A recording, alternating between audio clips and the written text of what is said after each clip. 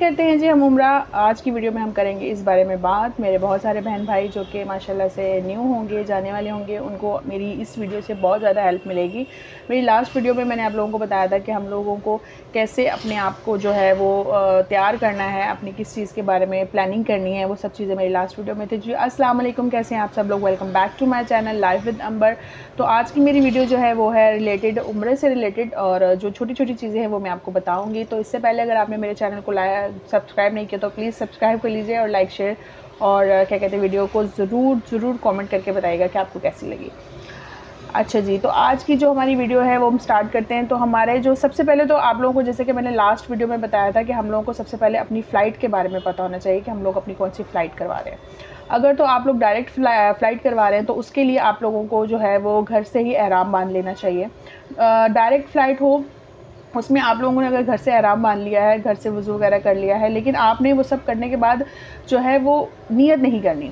नियत आपने इसलिए नहीं करनी क्योंकि आपको पता है फ़्लाइट है, कुछ भी मसला मसाइल हो सकता है उसमें, क्योंकि लेट हो सकती है, डिले हो सकती है, कुछ भी हो सकता है। अगर आपने नियत की होगी तो फिर आप जो है वो एहराम की पाबंदियों में आ जाते हैं, तो उससे बहुत बड़ा मसला हो जाता है इंसान को। तो इसलिए आप लोगों ने एहराम पहन के जो है घर से मतलब निकलना है। अगर 2 नवाफिल पढ़ना चाहते हैं तो आप पढ़ सकते हैं, शुक्राने के पढ़ सकते हैं, कुछ भी है तो आप वहाँ से निकलेंगे घर से। लेकिन आप लोगों ने जो है वो नियत नहीं करनी। फिर आप लोग एयरपोर्ट आइए, जब आपका बोर्डिंग वगैरह आपको मिल जाए, हर चीज़ क्लियर हो जाए, तो फिर आप वहाँ पर देखकर अगर आपको जगह मिलती है तो आप वहाँ पर जो है वो 2 नफल पढ़ सकते हैं या नियत कर सकते हैं। और अगर वहाँ पर नहीं कर सकते तो आप फ़्लाइट में बैठ के जो है वो नियत कर सकते हैं। नियत की दुआ होती है तो वो आप दुआ पढ़ सकते हैं। उसके अलावा नियत इंसान बेशक नियत अगर दिल में किसी भी चीज़ की नियत कर लेता है तो बेशक अल्लाह ताला जो है वो बेहतर जानने वाला है, बेहतर जो है वो मानने वाला है।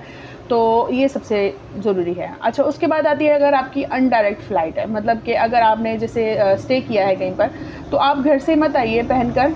आप जो है वो अपनी एहराम को अपने साथ, आपके जो हैंड लगेज होगा, हैंड बैग होगा, उसमें आप अपना एहराम रखें। और जब आप जहाँ पर आप स्टे कर रहे हैं और जहाँ से आपने नेक्स्ट फ़्लाइट लेनी है, आप वहाँ से जो है वो आप चाहें तो अपना एहराम पहनकर अपनी तैयारी कर सकते हैं। और उसके बाद वही जब आप नेक्स्ट जो है वो वहाँ पर आएंगे तो आप अपनी नियत कर सकते हैं। क्योंकि जब हम लोग किसी भी फ़्लाइट पर जब लास्ट में हम लोग पहुँचने वाले होते हैं तो जब मिकात का मकाम आता है तो फ़्लाइट वाले जो है वो बाकायदा ऐलान कर देते हैं, बता देते हैं कि भाई यहाँ से मिकात का जो मकाम है वो शुरू हो चुका है। तो जो है लोग वहाँ से, कुछ लोग थोड़ी देर पहले ही अपनी नियत कर लेते हैं, मतलब क्योंकि मिकात का मकाम आने से कुछ देर पहले 5 मिनट या 6 मिनट पहले वो बता देते हैं कि अब मिकात का मकाम शुरू होने वाला है।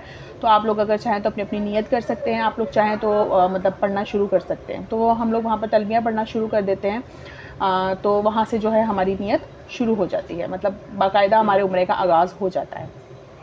अच्छा, डायरेक्ट फ़्लाइट वाले जो होते हैं ना वो 4 से 4.5 घंटे में वो लोग पहुंच जाते हैं। वहाँ से आने के बाद आप लोग जो है वो अपना मतलब जब जद्दा एयरपोर्ट पर हम लोग पहुंच जाते हैं, जिनकी डायरेक्ट फ़्लाइट होती है वो तो जद्दा एयरपोर्ट पर उतरते हैं, और जिनकी जो है वो स्टे वाली होती है वो ज़ाहिर है वो भी जद्दा ही आते हैं, या किसी किसी की मदीना की फ़्लाइट भी होती है। कुछ लोग पहले मदीना चले जाते हैं, फिर मदीना से फिर जो है वो जद्दा की तरफ आते हैं। तो अगर आप लोगों की जो है वो जद्दा, अगर आप लोग सीधा आके उतर गए हैं तो वहाँ से फिर आप लोगों ने क्या कहते हैं आना है होटल के लिए। वहाँ पर बसेज़ आपके यहाँ वेट कर रही होती हैं बाहर। आपकी जो भी बसेज़ होगी वो आपको लेंगी, आपको लेके फिर वो बसेज़ आपको आपके होटल तक पहुँचा देंगी। होटल पर आने के बाद आप लोगों ने जो है अपनी, ज़ाहिर है जो उम्रा है वो बहुत मेहनत वाला काम है। बुज़ुर्ग होते हैं, जो जवान भी होते हैं, लेकिन थकावट हो जाती है। तो आप जो है वो अपना वहाँ पर आके होटल पे आप जितना चाहें उतना आराम करें। जब आपको लगे कि अब आप इस काबिल हो गए हैं कि आप सुकून से और बहुत अच्छे से उम्रा अदा कर सकेंगे, तो आप जो है वो तब आप क्या कहते हैं निकलें घर से और उम्रा करने के लिए चले जाएं। लेकिन ये कहीं पर भी कोई भी पाबंदी नहीं है कि भाई आप पहुँचे हैं तो फ़ौरन ही आप उम्रा करने के लिए चले जाएं। नहीं, अगर आप अपने उम्रे के जो आपने वो एहराम पहना हुआ है उसके तकाज़ों का ध्यान रखते हुए आप सो सकते हैं, तो आप जितना चाहें आराम कर सकते हैं, किसी की कोई मनाही नहीं है। आप उसका आराम का ध्यान रखते हुए आप सो जाएं, आप आराम करें, खाना वाना खाएं, और फिर जब आप थोड़ा रिलैक्स हो जाएं तो फिर आप उम्रा करने के लिए जाएं, ताकि आप भी सुकून से उम्रा कर सकें और आपको उम्रा करने में भी मज़ा आए। तो ये चीज़ों का भी ख़ास तौर पर ध्यान आप रख सकते हैं। तो एहराम, तवाफ़, 2 रकात नफल, आब ज़मज़म, सई और कसर, ये 6 रुकन हैं हमारे जो है वो उम्रे के। तो सबसे पहले आ जाते हैं जी हम लोग एहराम पर।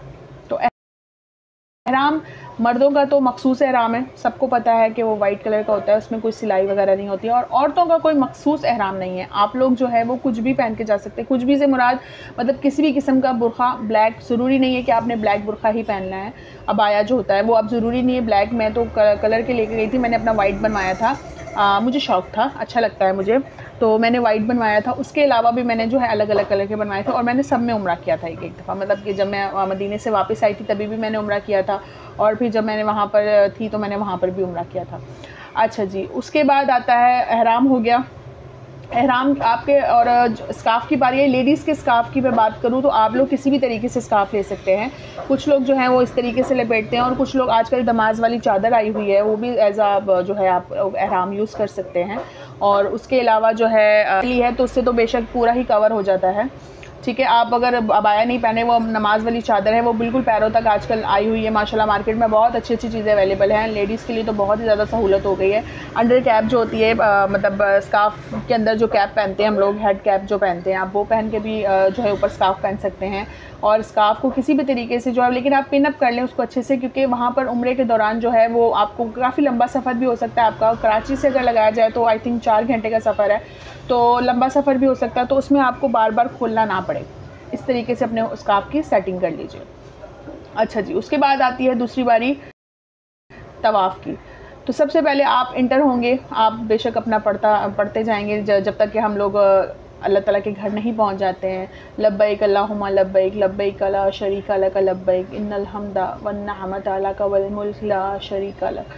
इसका वेट करते हुए हम लोग जाएंगे। और जब हम लोग तवाफ़ के लिए हम लोग मक्का शरीफ की तरफ जा रहे होंगे, तो वहाँ पर हम लोग अपनी नज़रें नीची करके जो है वो हम खाना काबा की तरफ जाएंगे। तो सीधे सीधे चलते जाएंगे, क्योंकि खाना काबा दूर से ही नज़र आना स्टार्ट हो जाता है। मतलब जैसे हम लोग इंटर होते हैं गेट से, हम लोगों के, मैं 2 दफ़ा गई हूँ, तो मेरी दोनों तरफ से जो गेट, फ़हद गेट जो था वो मुझे पड़ता था, और वो जैसे गेट हम इंटर होते थे ना, तो सामने ही होता था खाना काबा, माशाल्लाह से नज़र आता था। लेकिन हम लोग नज़रें, क्योंकि मुझे फ़र्स्ट टाइम में पता चल गया था, मेरे हस्बैंड ने बता दिया था, तो मैं नज़रें नीचे करके चलती थी। हम लोग चलते जाएंगे, तो आगे जब सीढ़ियाँ आएंगी, सीढ़ियों से हम लोग नीचे उतरेंगे, तो जैसे हम लोग सीढ़ियों से नीचे उतरेंगे ना, तो आपने वहाँ पर साइड पर खड़े होकर अपनी नज़रें उठानी है। और अपनी, उस वक्त लोगों ने, बहुत लोग स्पेशली कहते हैं कि जब खाना काबा पर पहली नज़र पड़े तो हमारे लिए दुआ कीजिए, लेकिन मैं अपना एक्सपीरियंस शेयर कर रही हूँ, और आप किसी से भी पूछ लीजिएगा, वहाँ पर नज़र पड़ने के बाद इंसान जो है सब कुछ भूल जाता है। उस वक्त सिर्फ अल्लाह ताला, इंसान के सामने अल्लाह का घर होता है, और इंसान खुद खड़ा होता है, और उसको कुछ भी याद नहीं आ रहा, अपनी दुआएं याद नहीं आ रही होती हैं, और किसी की दुआएं याद करना तो बहुत ही मुश्किल होता है। तो उस वक्त आप अगर दुआएं चाहें तो अपनी बेशक दुआएं मांग सकते हैं, क्योंकि उस वक्त इंसान जो है ना वो अल्लाह के बहुत करीब होता है। तो उसके बाद फिर हम लोग जो है वो अपना जो है वो उम्रा शुरू करेंगे, तवाफ़ शुरू करेंगे। तवाफ़ कैसे शुरू करेंगे? जब आपने दुआएं वगैरह मांग ली तो फिर आप शुरू करेंगे। वहाँ पर जो हज़रत अस्वद का जो मकाम है, वहाँ पर आपको हरी लाइट नज़र आएगी। हरी लाइट उन्होंने लगाई हुई है आसानी के लिए। और ये जो 3 फ्लोर पर हम लोग उम्रा जो है वो कर सकते हैं। जो 2nd फ्लोर है या 1st फ्लोर या 2nd फ्लोर है, वहाँ पर जो है वो व्हील चेयर वाले लोग जा सकते हैं। उनके लिए उन्होंने अलग से रास्ता बनाया होता है, क्योंकि नीचे जो व्हील चेयर का अगर हो जाए तो फिर वहाँ पर चलने वाले लोगों को बहुत मसला होता है, और माशाल्लाह बहुत बहुत बहुत रश होता है। तो इसलिए जो है अगर आप नीचे जा रहे हैं तो आपको व्हील चेयर के साथ नहीं जाने देंगे। तो खैर हम लोग वहाँ से स्टार्ट करेंगे, और वहाँ पर खड़े होकर पहले हम, तो जब हम अपना उम्रा शुरू करेंगे तो सबसे पहले हम लोग हजर अस्वद की तरफ जो है हाथ करके उनको इस्लाम करेंगे। इस्लाम यानी कि हम हजर अस्वद की तरफ मुँह करके इस्लाम करते हैं। इस्लाम करके आप वहाँ से अपना जो उम्रे का पहला जो है वो शुरू करेंगे। इसी तरीके से आप वहाँ से शुरू करके जब आप आएंगे तो आपका दूसरा चक्कर शुरू होगा। लेकिन उससे पहले भी आपको हर चक्कर में, यानी कि जब आप हजर अस्वद के सामने खड़े होंगे तो आपने इस्लाम करना है। इस्लाम यानी कि हमारा होगा 8 दफ़ा, और हमारा जो चक्कर होंगे वो होंगे 7। तो इसी तरह से 8 इस्लाम और 7 चक्रों के साथ हमारा जो है वो तवाफ़ कंप्लीट हो जाएगा। उसके बाद आप चाहें तो अगर आपको जगह मिलती है तो रुकने यमानी जो है वो आप देखेंगे हजर अस्वद और जो इस तरफ का जगह है, वहाँ के बीच की जगह है, रुकने यमानी उसे कहते हैं। उस जगह पर अगर आपको जगह मिल जाती है तो आप वहाँ खड़े होकर जितनी चाहें आप दुआएं मांग सकते हैं, बेशक अल्लाह ताला कबूल करने वाला है। अच्छा जी, तवाफ़ के बाद जो है हम लोगों ने पढ़ने हैं 2 रकात नफल। इसके बाद बारी आती है 2 रकात नफल की। तो 2 रकात नफल जो है वो हम पढ़ेंगे जब हम मकाम इब्राहिमी के पीछे अगर आपको जगह मिलती है, बिल्कुल सामने उनका उसकी जगह का तयन करते हुए आपको जो अगर जगह मिलती है तो आपने वहाँ पर 2 रकात नफल पढ़ने हैं। तो बेशक वहाँ पर बहुत रश होता है, तो आपको अगर वो जगह वहाँ पर मैसर नहीं आती है, आपको बेशक बिल्कुल सीधी जगह नहीं मिलती है, तो आप जो है वो कहीं पर खड़े होकर भी अपने 2 नवाफिल अदा कर सकते हैं। तो 2 नवाफिल अदा करने के बाद आपने जो है फिर आपने आना है जी आब ज़मज़म के लिए। आपने पेट भर कर आब ज़मज़म पीना है। आब ज़मज़म बेशक एक ऐसी हमारे लिए अल्लाह ताला की नेमत है जिसका कोई मुकाबला नहीं है, और मुसलमानों के लिए तो बेशक एक नीयत है जिसे वो इस नीयत से पीते कि अल्लाह ताला बेशक इसे पीने के बाद हमें बहुत ज़्यादा जो है वो मतलब हमारी जो बीमारियां हैं वो दूर फरमाएगा। तो आब ज़मज़म आपने पीना है जी। आब ज़मज़म पीने के बाद अब बारी आती है जी हमारी सही की।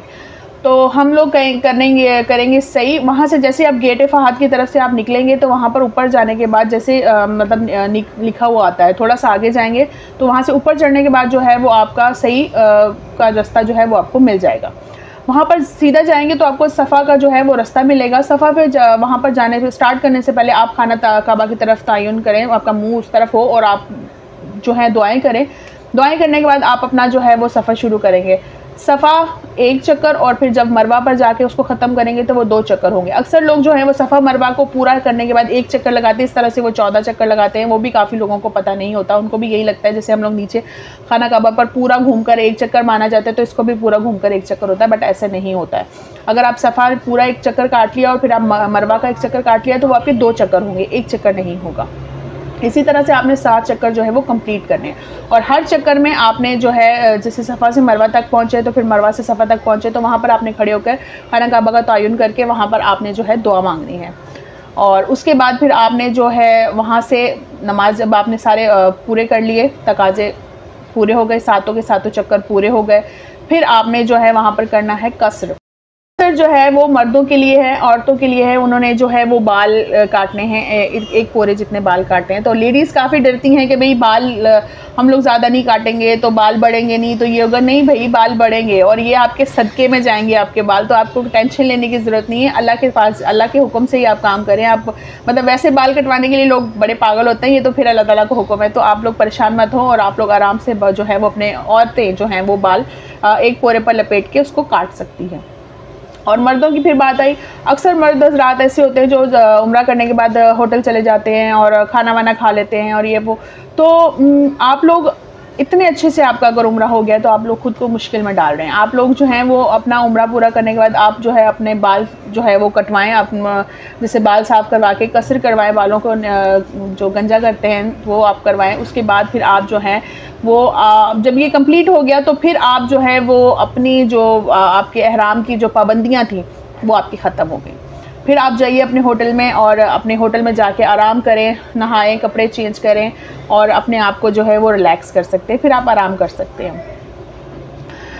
तो मैं ये जो है माशाल्लाह मेरा बहुत अच्छा जो है एक्सपीरियंस रहा है और मैं यही दुआ करूँगी अल्लाह ताला से कि मेरे इस वीडियो के ज़रिए अगर किसी को मसला मसाइल हो तो वो भी उसका भी मसला मसाइल उसमें हल हो जाए और वो आराम से जो है वो अपने सफ़र पर जाए और अपना उम्रा जो है वो कंप्लीट करे। तो होप आपको मेरी वीडियो पसंद आई होगी। तो अगर पसंद आई हो तो प्लीज़ लाइक, शेयर और सब्सक्राइब ज़रूर कीजिएगा। इंशाल्लाह नेक्स्ट वीडियो के साथ मैं आपके सामने यहाँ हाज़िर होंगी। तब तक के लिए मुझे इजाज़त दीजिए और अपनी दुआ में याद रखिएगा। अल्लाह हाफ़िज़।